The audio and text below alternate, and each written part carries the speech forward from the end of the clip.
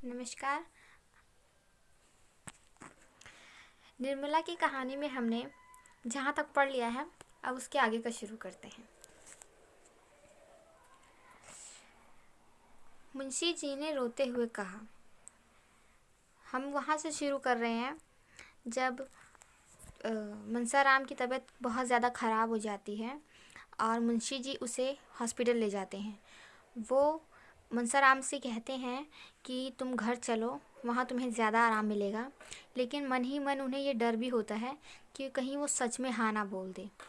लेकिन मनसाराम उनके दिल की भावनाओं को अच्छे से समझता है और वो घर जाने से साफ इनकार कर देता है और इसीलिए उसे हॉस्पिटल लेके जाते हैं सब। और हॉस्पिटल में डॉक्टर की बात उसके पिता से हो रही है। अब मुंशी जी ने रोते हुए कहा, नहीं डॉक्टर साहब, यह शब्द मुंह से ना निकालिए। हालत इसके दुश्मनों की नाजुक हो। ईश्वर मुझ पर इतना कोप न करेंगे। आप कलकत्ता और बम्बई के डॉक्टरों को तार दीजिए। तार मतलब चिट्ठी। मैं ज़िंदगी भर आपकी गुलामी करूँगा। यही मेरे कुल का दीपक है।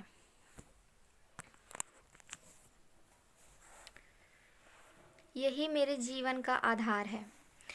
मेरा हृदय फटा सा जा रहा है। कोई ऐसी दवा दीजिए जिससे इसे होश आ जाए। मैं ज़रा अपने कानों से उसकी बातें सुनूं और जानूं कि उसे क्या कष्ट हो रहा है। हाय मेरा बच्चा। डॉक्टर, आप ज़रा दिल को तस्कीन दीजिए। आप बुज़ुर्ग आदमी हैं। यो हाय हाय करने और डॉक्टरों की फ़ौज जमा करने से कोई नतीजा ना निकलेगा। शांत होकर बैठिए। मैं शहर के लोगों को बुला रहा हूँ। देखिए क्या कहते हैं। आप तो खुद ही बदहवास हुए जाते हैं। मुंशी जी, डॉक्टर, अच्छा डॉक्टर साहब, मैं अब ना बोलूँगा, ज़बान तक ना खोलूँगा। आप जो चाहे करें। बच्चा आपके हाथ में है। आप ही उसकी रक्षा कर सकते हैं। मैं इतना ही चाहता हूँ कि ज़रा इसे होश आ जाए, मुझे पहचान ले, मेरी बातें समझने लगे।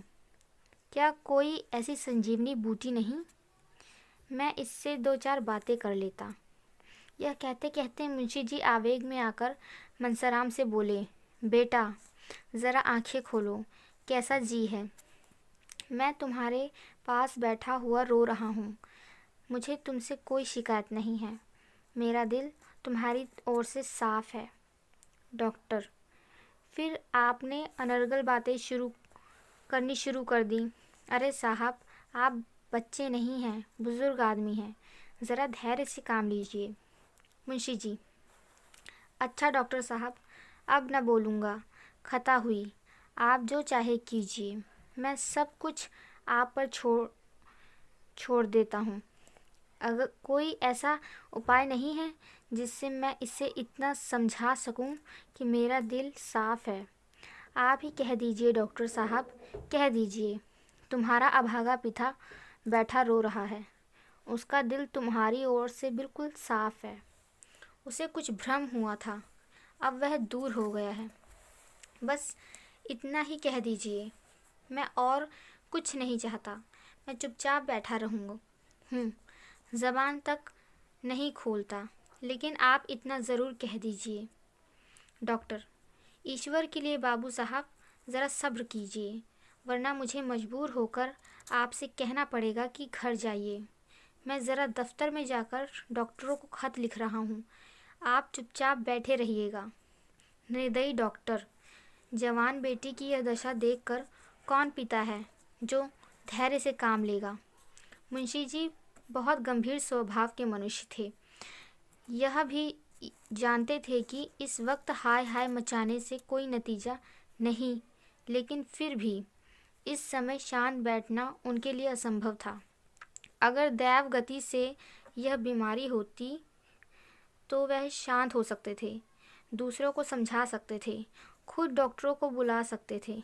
लेकिन क्या यह जानकर भी धैर्य रख सकते थे कि यह सब आग मेरी ही लगाई हुई है? कोई पिता इतना वर्ज हृदय का हो सकता है? उनका रोम रोम इस समय उन्हें धिक्कार रहा था। उन्होंने सोचा, मुझे यह दुर्भावना उत्पन्न ही क्यों हुई? मैंने क्यों बिना किसी प्रत्यक्ष प्रमाण के ऐसी भीषण कल्पना कर डाली। अच्छा, मुझे उस दशा में क्या करना चाहिए था? जो कुछ उन्होंने किया उसके सिवा वह और क्या करते, इसका वह निश्चय न कर सके। वास्तव में विवाह के बंधन में पड़ना ही अपने पैरों में कुल्हाड़ी मारना था। हाँ, यही सारे उपद्रव की जड़ है। मगर मैंने यह कोई अनोखी बात नहीं की। सभी स्त्री पुरुष विवाह करते हैं, उनका जीवन आनंद से कटता है। आनंद की इच्छा से ही तो हम विवाह करते हैं। मोहल्ले में सैकड़ों आदमियों ने दूसरी, तीसरी, चौथी, यहाँ तक कि 7वीं शादियाँ की हैं, और मुझसे भी कहीं अधिक अवस्था में। वह जब तक जिए आराम से ही जिए।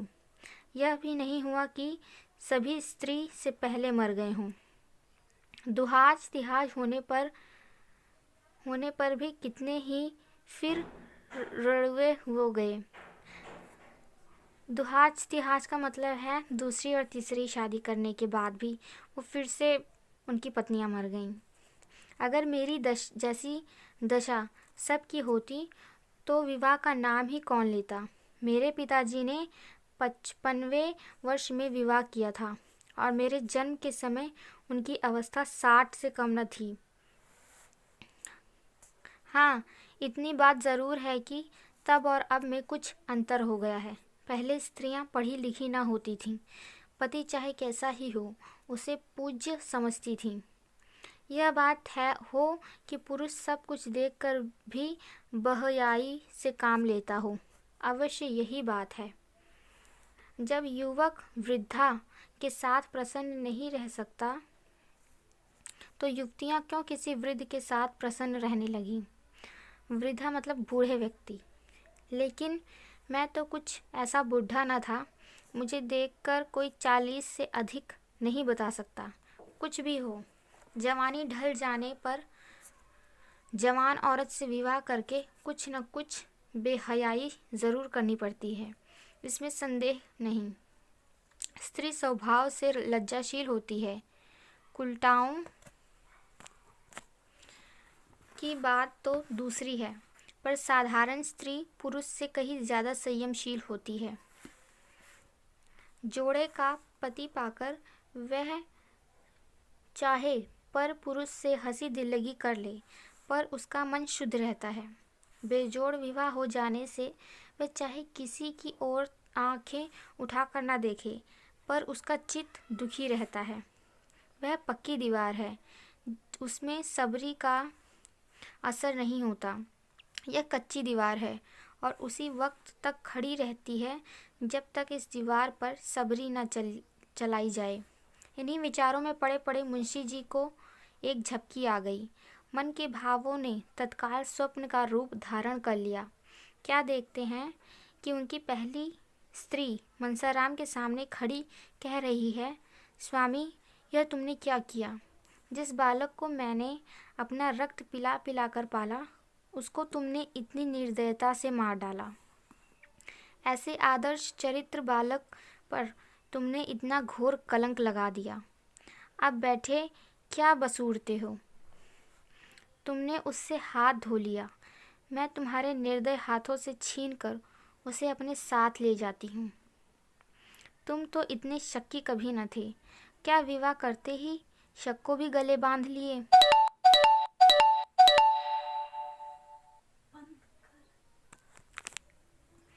इस कोमल हृदय पर इतना कठोर आघात, इतना भीषण कलंक, इतना बड़ा अपमान सहकर जीने वाले कोई बेहया होंगे।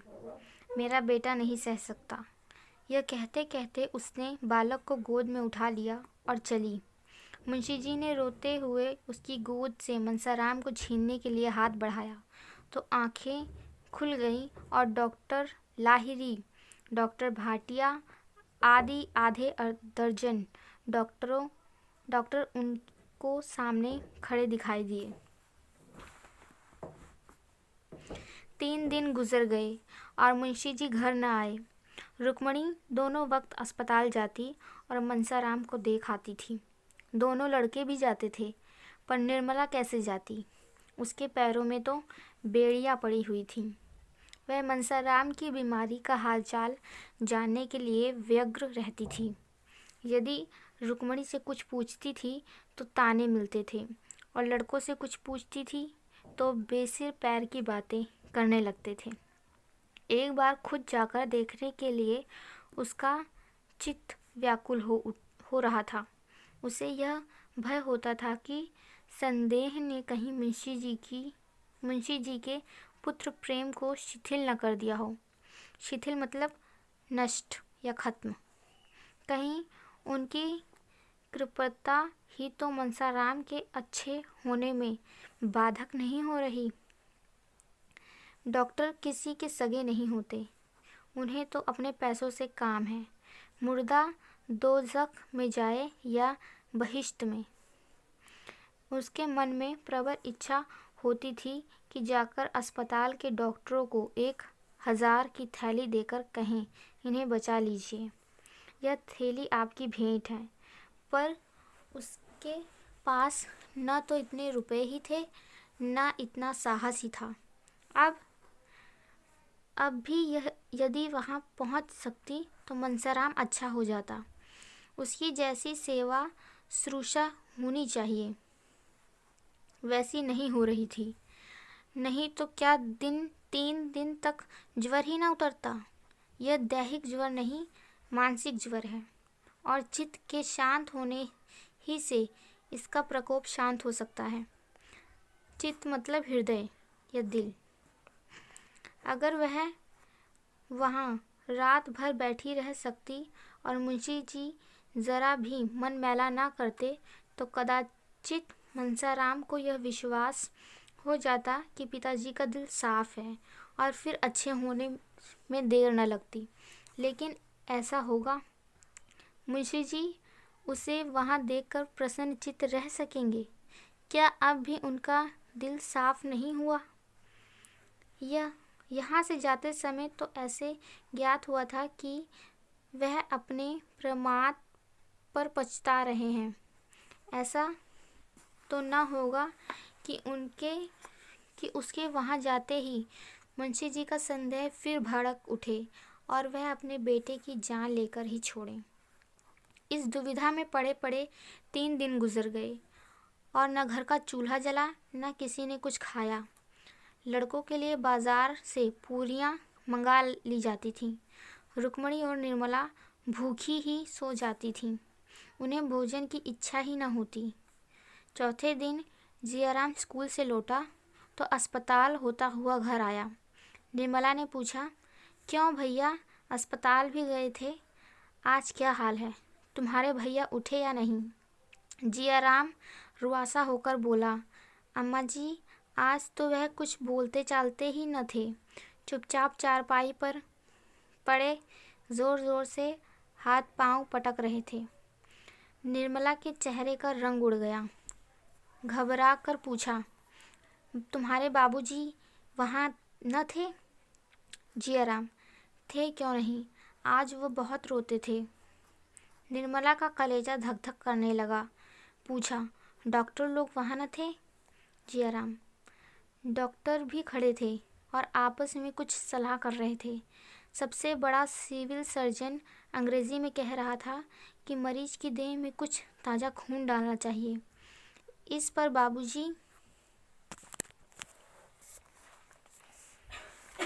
बाबूजी ने कहा, मेरी देह से जितना खून चाहे ले लीजिए। सिविल सर्जन ने हंसकर कहा, आपके ब्लड से काम नहीं चलेगा, किसी जवान आदमी का ब्लड चाहिए। आखिर उसने पिचकारी से कोई दवा भैया के बाजू में डाल दी। 4 अंगुल से कम की सुई न रही होगी, पर भैया मिनके तक नहीं। मैंने तो मारे डर के आंखें बंद कर ली। बड़े बड़े महान संकल्प आवेश में ही जन्म लेते हैं।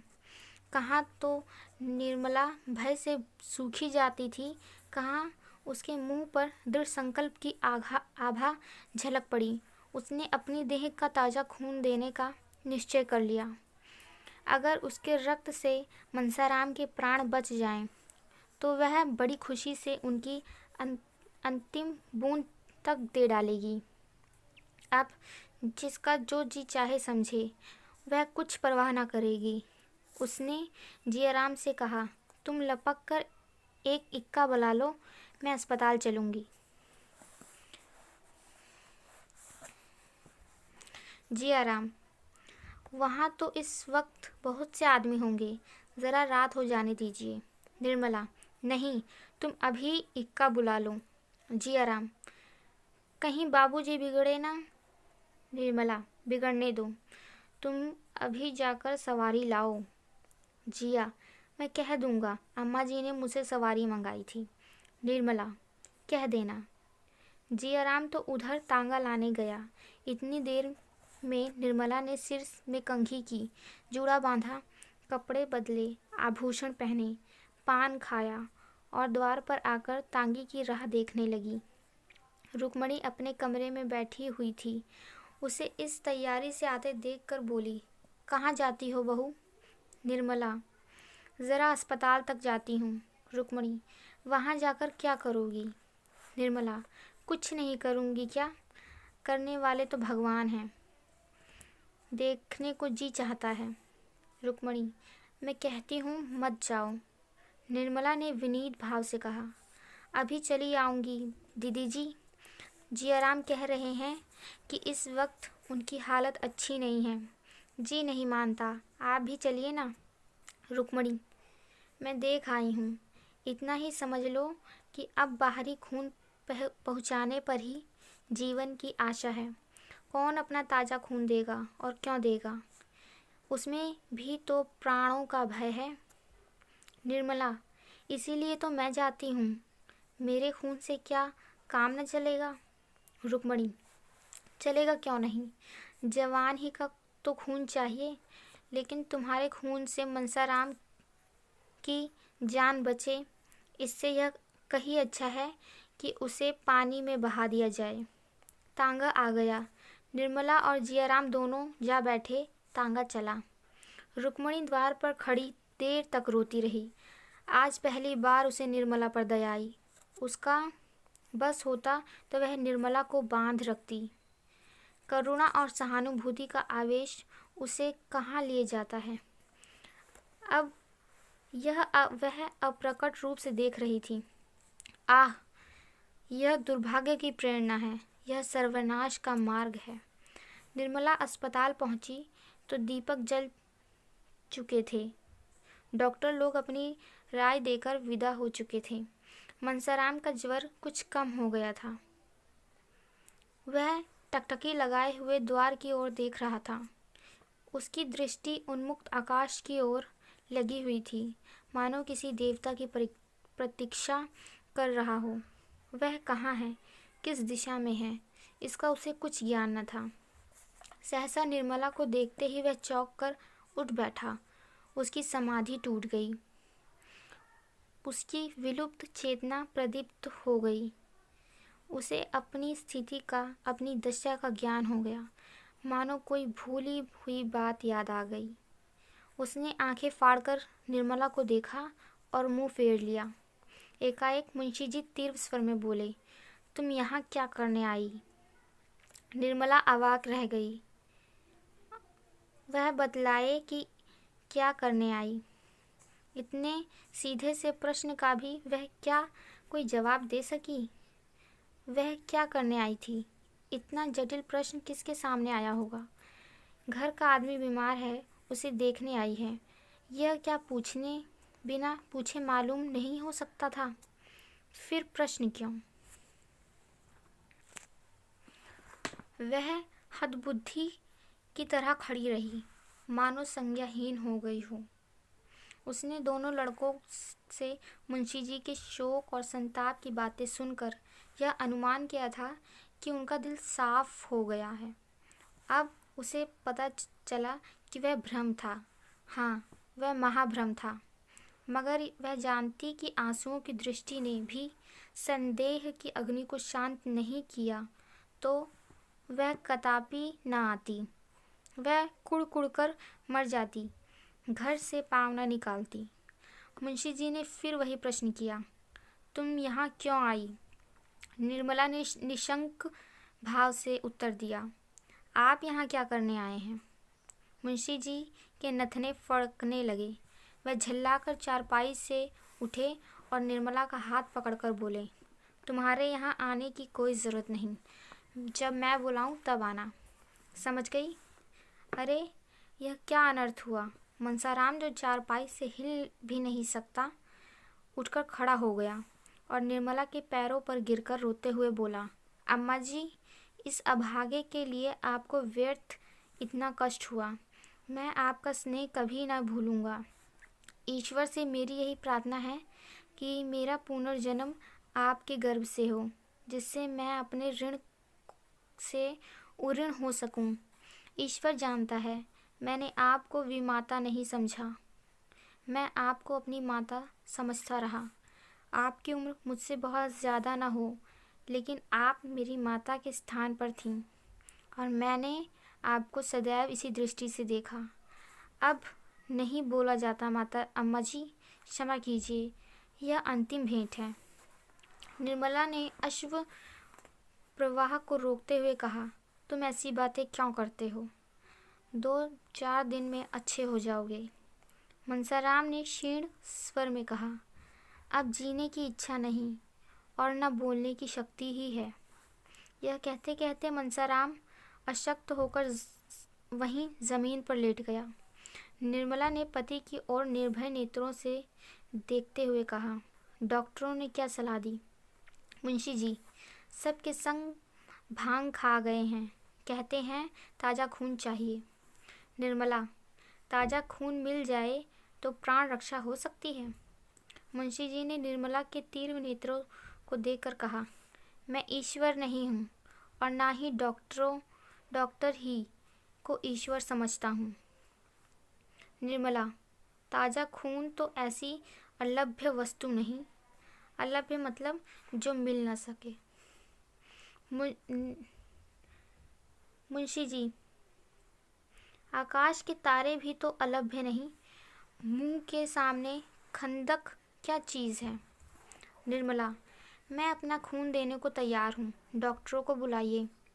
मुंशी जी ने विस्मित होकर कहा, तुम? विस्मित मतलब एकदम किसी चीज़ से शॉक होकर, जैसे शॉक्ड हो गए वो। मुंशी जी, तुम अपना खून दोगी? नहीं, तुम्हारे खून की ज़रूरत नहीं, इसमें प्राणों का भय है। निर्मला, मेरे प्राण और किस दिन काम आएंगे?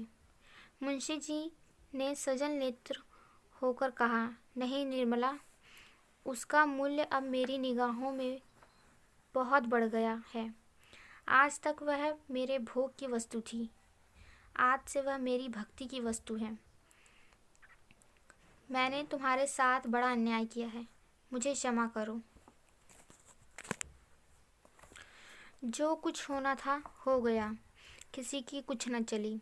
डॉक्टर साहब निर्मला के देह से रक्त निकालने की चेष्टा कर ही रहे थे कि मनसाराम अपने उज्जवल चरित्र की अंतिम झलक दिखाकर इस भ्रमलोक से विदा हो गया। कदाचित इतनी देर तक उसके प्राण निर्मला की ही राह देख रहे थे। उसे निष्कलंक सिद्ध किए बिना वे देह को कैसे त्याग देते? अब उनका उद्देश्य पूरा हो गया। मुंशी जी को निर्मला के निर्दोष होने का विश्वास हो गया, पर कब? जब हाथ से तीर निकल चुका था, जब मुसाफिर ने रकाब में पांव डाल लिया था। पुत्र शोक में मुंशी जी का जीवन भार स्वरूप हो गया। भार स्वरूप मतलब उन्हें अपना जीवन ही एक भार लगने लगा, एक बोझ। उस दिन से फिर उनके होठों पर हंसी न आई। यही जीवन अब उन्हें व्यर्थ सा लगने लगा। कचहरी जाते, मगर मुकदमों की पैरवी करने के लिए नहीं, केवल दिल बहलाने के लिए। घंटे 2 घंटे में वहाँ से उकता कर चले आते। खाने बैठते तो कौर मुंह में न जाता। निर्मला अच्छी से अच्छी चीज़ पकाती, पर मुंशी जी 2-4 कौर से अधिक न खा पाते थे। ऐसा जान पड़ता कि कौर मुंह से निकला आता है। मनसाराम के कमरे की ओर जाते ही उनका हृदय टूक टूक हो जाता था। जहाँ उनकी आशाओं का दीपक जलता रहता था, वहाँ अब अंधकार छाया हुआ था। उनके 2 पुत्र अब भी थे, लेकिन जब दूध देती हुई गाय मर गई तो बछिया का क्या भरोसा। जब फलने फूलने वाला वृक्ष गिर गया पड़ा तो नन्हे नन्हे पौधों से क्या आशा। यूँ तो जवान बूढ़े सभी मरते हैं, लेकिन दुख इस बात का था कि उन्होंने स्वयं लड़के की जान ली। जिस दम बात याद आ जाती तो ऐसा मालूम होता कि उनकी छाती फट जाएगी, मानो हृदय बाहर निकल पड़ेगा। निर्मला को पति से सच्ची सहानुभूति थी। जहाँ तक हो सकता था वह उनको प्रसन्न रखने की फिक्र रखती थी और भूलकर भी पिछली बातें ज़बान पर न लाती थी। मुंशी जी उससे मनसाराम की कोई चर्चा करते शर्माते थे, लेकिन उनकी कभी कभी ऐसी इच्छा होती कि एक बार निर्मला से अपने मन के सारे भाव खोलकर कह दूं, लेकिन लज्जा ज़बान रोक लेती थी। इस भांति उन्हें वह सांत्वना भी न मिलती थी जो वे अपनी व्यथा कह डालने से, दूसरे को अपने गम में शरीक कर लेने से प्राप्त होती है। मवाद बाहर न निकलकर अंदर ही अंदर अपना विष फैलाता जाता था। दिन दिन देह घुलती जाती थी। इधर कुछ दिनों से मुंशी जी और उन डॉक्टर साहब से जिन्होंने मनसाराम की दवा की थी याराना हो गया था। बेचारे कभी कभी आकर मुंशी जी को समझाया करते, कभी कभी अपने साथ दवा खिलाने के लिए खींच ले जाते। उनकी स्त्री भी 2-4 बार निर्मला से मिलने आई थी। निर्मला भी कई बार उनके घर गई थी, मगर वहाँ से जब लौटती तो कई दिन तक उदास रहती। उस दंपत्ति का सुखमय जीवन देखकर उसे अपनी दशा पर दुख हुए बिना न रहता था। डॉक्टर साहब को कुल 200 रुपये मिलते थे, पर इतने में ही दोनों आनंद से जीवन व्यतीत करते थे। घर में केवल एक मेहरी थी। गृहस्थी का बहुत सा काम स्त्री को अपने ही हाथों करना पड़ता था। गहने भी उसकी देह पर बहुत कम थे, पर उन दोनों में वह प्रेम था जो धन के तृण के बराबर परवाह नहीं करता। पुरुष को देखकर स्त्री का चेहरा खिल उठता था। स्त्री को देखकर पुरुष निहाल हो जाता था। निर्मला के घर में धन इससे कहीं अधिक था। आभूषण उसकी देह फटी पड़ती थी। घर का कोई काम उसे अपने हाथ से न करना पड़ता था। पर निर्मला संपन्न होने पर भी अधिक दुखी थी और सुधा विपन्न होने पर भी सुखी थी। सुधा के पास कोई ऐसी वस्तु थी जो निर्मला के पास न थी, जिसके सामने उसे अपना वैभव तुच्छ जान पड़ता था। यहाँ तक कि वह सुधा के घर गहने पहनकर जाते शर्माती थी। एक दिन सुधा जो है वो डॉक्टर साहब की शायद पत्नी है। एक दिन निर्मला डॉक्टर साहब के घर आई तो उसे बहुत उदास देखकर सुधा ने पूछा, बहन आज तुम उदास हो, वकील साहब की तबीयत तो अच्छी है ना? निर्मला, क्या कहूँ सुधा, उनकी दशा दिन ब दिन खराब होती जाती है। कुछ कहते नहीं बनता। न जाने ईश्वर को क्या मंजूर है। सुधा, हमारे बाबूजी तो कहते हैं कि उन्हें कहीं जलवायु बदलने के लिए जाना ज़रूरी है, नहीं तो भयंकर रोग खड़ा हो जाएगा। कई बार वकील साहब से कह भी चुके हैं, पर वह यही कह दिया करते हैं कि मैं तो बहुत अच्छी तरह हूँ, मुझे कोई शिकायत नहीं। आज तुम कहना। निर्मला, जब डॉक्टर साहब की नहीं सुनते तो मेरी क्या सुनेंगे? यह कहते कहते निर्मला की आंखें डबडबा गईं और जो शंका इधर महीनों से उसके हृदय को विकल करती रही, मुंह से निकल पड़ी। जब तक उसने शंका को छिपाया था, पर छिपा ना सकी। बोली, बहन, मुझे तो लक्षण कुछ अच्छे नहीं मालूम होते। देखें भगवान क्या करते हैं। तो आज की वीडियो में बस इतना ही। अब आगे नेक्स्ट वीडियो में करेंगे।